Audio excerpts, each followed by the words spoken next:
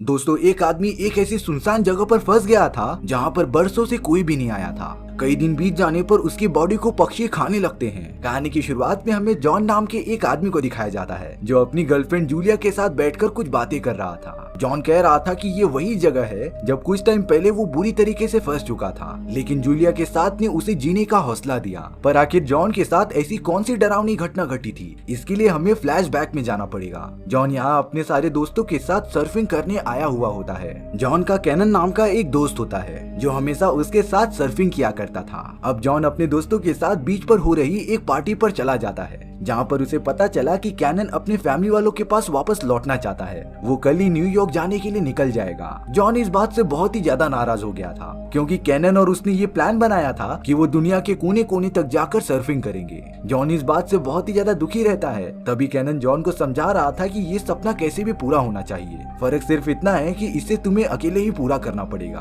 अब बहुत ज्यादा मस्ती करने के बाद सुबह हो जाती है। जॉन ने अब डिसाइड कर लिया था कि वो अकेले ही अपना सफर तय करेगा, इसलिए सारे दोस्तों के जाने के बाद वो निकल पड़ता है अलग अलग लोकेशन पर जाकर सर्फिंग करने के लिए। जॉन ने सबसे पहले एक ऐसी जगह को चूज किया था जहाँ पर आज तक किसी ने भी सर्फिंग करने की कोशिश भी नहीं की होगी। कई घंटों के सफर के बाद जॉन उस जगह पर पहुंच गया था। वहाँ पर चारों तरफ काफी बड़े बड़े चट्टान मौजूद थे। देखने पर ऐसा लग रहा था कि बरसों से यहाँ पर कोई आया ही ना हो। जॉन अपना सर्फिंग बोट लेकर सर्फिंग करने आगे बढ़ता ही रहता है, लेकिन उसे इस बात का जरा भी अंदाजा नहीं था कि ये सारी चीजें उसकी लाइफ चेंज करने वाली हैं और तो और उसकी जान खतरे में पड़ने वाली थी। अब अगले ही मोमेंट में जॉन का पैर अचानक से फिसल जाता है। वो लगातार रेत की वजह से नीचे गिरने लगा था और अब जॉन एक किनारे पर जाकर फंस जाता है जिसके एकदम नीचे बड़े बड़े चट्टान के पत्थर मौजूद थे। और अगर जॉन गलती से भी नीचे गिर गया ना, तब उसके बचने के चांसेस बहुत ही ज्यादा कम होंगे। जॉन कुछ भी नहीं समझ पा रहा था कि वो क्या करे। वो मदद के लिए चिल्लाने लगता है, लेकिन उस जगह पर कई सालों से कोई भी नहीं आया था। अब मोबाइल पर जॉन के दोस्त का कॉल आने लगता है। जॉन मोबाइल को कैसे भी रिसीव करना चाहता था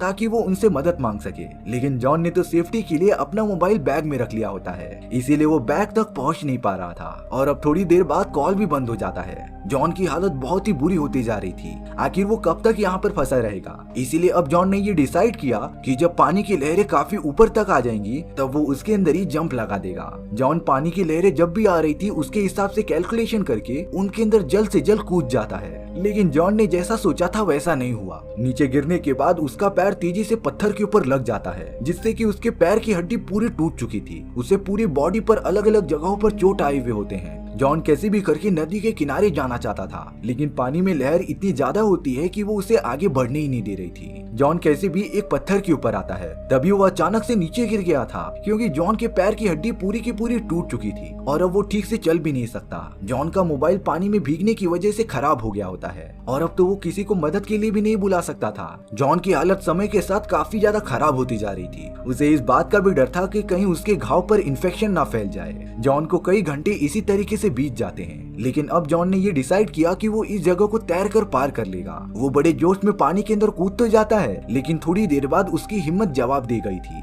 वो तो एकदम थक कर पानी के अंदर डूबने लग जाता है और अब लग रहा था कि जॉन की जान चली जाएगी। पर तभी वो अपनी गर्लफ्रेंड जूलिया के बारे में सोचता है। इसके बाद जॉन तुरंत पानी पर आ गया था और अब जॉन पानी में आगे जाने के बजाय वापस कैसे भी किनारे पर आ जाता है। जॉन ने कई घंटों से कुछ भी खाया पिया ही नहीं होता और अब उसके अंदर जरा भी हिलने की ताकत ही नहीं बची थी। हालांकि उसने रेत पर SOS का साइन बना दिया होता है जिससे कि अगर कोई भी हेलीकॉप्टर या प्लेन यहाँ से गुजरे तब उन्हें पता चल जाए कि जॉन यहाँ पर फंसा हुआ है। लेकिन जॉन को जरा सी भी होप नहीं होती कि कोई उसे बचाने भी आएगा। अब उसी तरीके से पड़े रहने के बाद जॉन को पानी में एक सर्फिंग कार्ड दिखाई दिया था जिसे लेने के लिए वो तुरंत पानी में उतर जाता है, लेकिन पानी की लहरें इतनी ज्यादा बढ़ गई थी ना कि जॉन एक जगह पर रुक ही नहीं पाता। लहरें लगातार जॉन को यहाँ से वहाँ लेकर जा रही थी। जॉन कुछ भी समझ नहीं पाता और अगर फिर से उसका पैर पत्थरों से टकराया ना तब उसके बॉडी से बहुत सारा खून बाहर निकल सकता था। इसीलिए अब जॉन ने एक पत्थर के ऊपर अपने बैग को फंसा दिया होता है जिससे कि वो ज्यादा मूव नहीं कर सकता। तभी उसने देखा कि आसमान से एक प्लेन जा रहा है। जॉन लगातार उन्हें आवाज देता जा रहा था, लेकिन उन लोगों को ना ही जॉन दिखाई देता है और ना ही उसका सिंबल,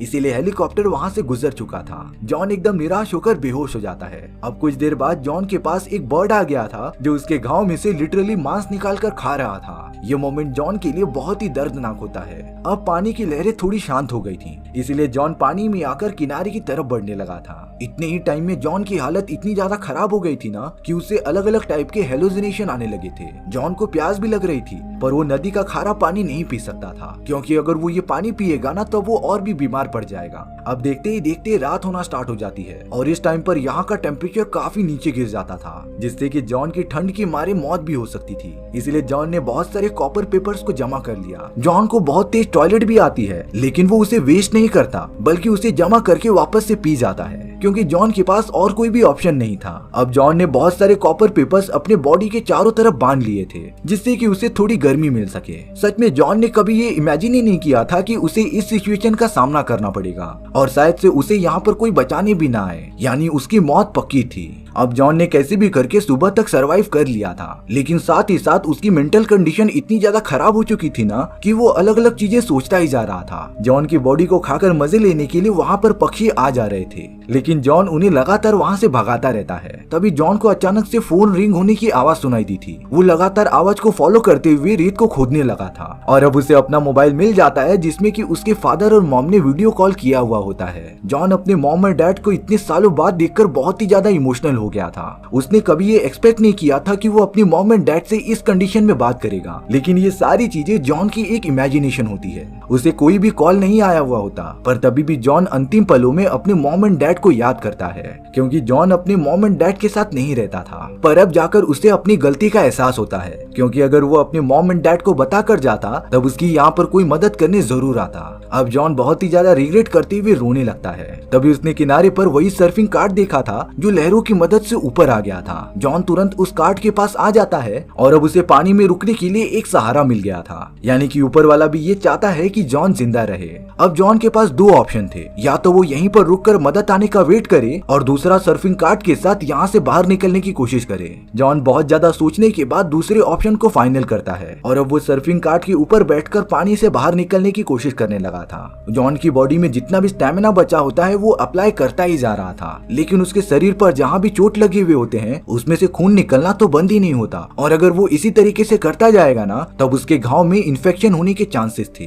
अब आती हुई लहरों की वजह से जॉन एकदम थक हार कर डूबने लगता है। उसने तो जीने की सारी होप छोड़ दी थी और अब जॉन अपनी गर्लफ्रेंड जूलिया से कभी भी मिल भी नहीं पाएगा। लेकिन शायद से जॉन के नसीब में और कुछ लिखा था। वो जैसे ही पानी के और भी अंदर जाता, कुछ सर्फर्स की टीम अंदर जाकर जॉन को बचा लेती है। ये सारे वही लोग थे जो हेलीकॉप्टर से यहाँ पर पहले आए थे। उन्हें पानी में जॉन की सर्फिंग कार्ड दिखी थी और उसका सिंबल भी दिख गया था, जिससे कि वो लोग जल्द से जल्द जॉन को रेस्क्यू कर लेते हैं। यानी कि आखिर में जॉन की जान उसकी सर्फिंग बोट ने ही बचाई थी। जॉन यहाँ पर बिना खाए पिए 2 दिनों तक फंसा रहा था, जिससे उसकी हालत काफी ज्यादा नाजुक हो चुकी थी। इसीलिए रेस्क्यू करने के बाद जॉन को हॉस्पिटल में शिफ्ट कर दिया जाता है। वहाँ पर जॉन से मिलने उसका दोस्त कैनन भी आ गया था, जो उसे अपने साथ हुई सारी घटनाएं बता रहा था। जॉन ये बता रहा था कि उसे अपनी लाइफ का मतलब समझ आ चुका है और अब वो हमेशा अपनी फैमिली के साथ में ही रहेगा। कई महीनों बाद जब जॉन ठीक हो जाता है तब वो उसी जगह पर आकर खड़ा हो गया था जहाँ पर वो फंसा हुआ था। जॉन ये लम्हा कभी भूल ही नहीं सकता। जॉन के बाजू में हमें एक और आदमी दिखाया जाता है जिसका नाम अल्वारो था, और रियल लाइफ में ये आदमी इसी तरीके से फंसा हुआ था, जिसके ऊपर ये पूरी स्टोरी आधारित है। अल्वारो ने अपने सारे मोमेंट शेयर किए थे कि कैसे उसने 2 दिनों तक वहाँ पर सरवाइव किया था और कुछ दिनों बाद ही रेस्क्यू टीम ने उसे रेस्क्यू कर लिया। इसी तरीके से हमारी ये कहानी यहीं पर खत्म हो जाती है। सो व्यूअर्स, आपको ये स्टोरी कैसी लगी कमेंट सेक्शन में बताना भूलना मत, और अगर आपको मेरा एक्सप्लेनेशन 1% भी अच्छा लगा होगा ना तो वीडियो को लाइक एंड चैनल को सब्सक्राइब जरूर कर देना, क्योंकि सच में इससे मुझे बहुत ज्यादा मोटिवेशन मिलेगा आपके लिए इसी तरीके की मजेदार स्टोरीज ढूंढ कर लाने के लिए। तो मिलते हैं नेक्स्ट वीडियो में। सी या।